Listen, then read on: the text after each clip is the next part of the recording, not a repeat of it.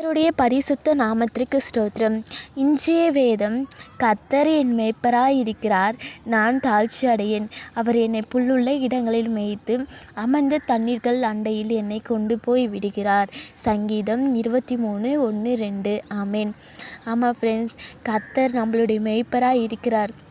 நம்ம ஒரு நாளும் தாழ்ச்சி அடைய மாட்டோம். ஏன்னா ஏசப்பா நம்பி நம்ம போகணுன்னா, ஏசப்பா விசுவாசித்து நம்ம போகணுன்னா, ஏசப்பா நமக்கு முன்னே போயிட்டு எல்லா பாதைகளும் செவ்வாய்ப்படுத்துவார் ஃப்ரெண்ட்ஸ். நம்ம கூட இருந்து மேய்ப்பராக நம்மளை வழி காட்டி இட்டுன்னு போவார் ஃப்ரெண்ட்ஸ். ஏன்னா ஏசப்பா நம்பி நம்ம இறங்கினாவே ஏசப்பா எல்லாமே நமக்காக எல்லாமே செய்து முடிப்பார். அவர் நினச்சது ஒருபோதும் தடைப்படாத ஃப்ரெண்ட்ஸ். ஏன்னா நம்ம மேலே அவ்வளோ அன்பு வச்சுருக்கார் ஃப்ரெண்ட்ஸ். ஏசப்பா புல்லுள்ள இடங்களில் நம்மளை மேய்த்து அமர்ந்த தண்ணீர் அண்டையில் கொண்டு போய் விடுவார். ஏன்னா தேவனுடைய வார்த்தையின்படி கீழ்ப்படிஞ்சு அவருடைய ஒவ்வொரு காரியங்களும் நம்பி விசுவாசித்துனா ஏசப்பா நம்மளை ஒரு அழகான நிரந்தரமான இடத்துல ஏசப்பா கொண்டு போய் சேர்ப்பார் ஃப்ரெண்ட்ஸ். ஏசப்பா இப்போ சொல்கிறாரு, இந்த நேரத்தை உங்களுக்கு பாலைவனமாக இருக்கா, கஷ்டங்கள் இருக்கா, நெருக்கங்கள் இருக்கா, எதுக்குமே சோர்வு அடையாதீங்க.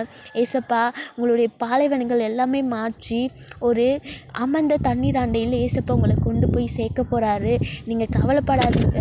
ஏசப்பா மட்டும் நம்ம மேய்ப்பராக கை கொண்டு ஏசப்போடைய நம்ம கூட இருக்கிறான்னு சொல்லிட்டு நம்பி ஏசப்பா விசுவாசிங்க. கண்டிப்பாக எல்லாமே சூழ்நிலைகள் மாறி ஏசப்பா நிரந்தரமான ஒரு உங்களுக்கு கண்டிப்பாக தருவார் ஃப்ரெண்ட்ஸ். தேங்க்யூ.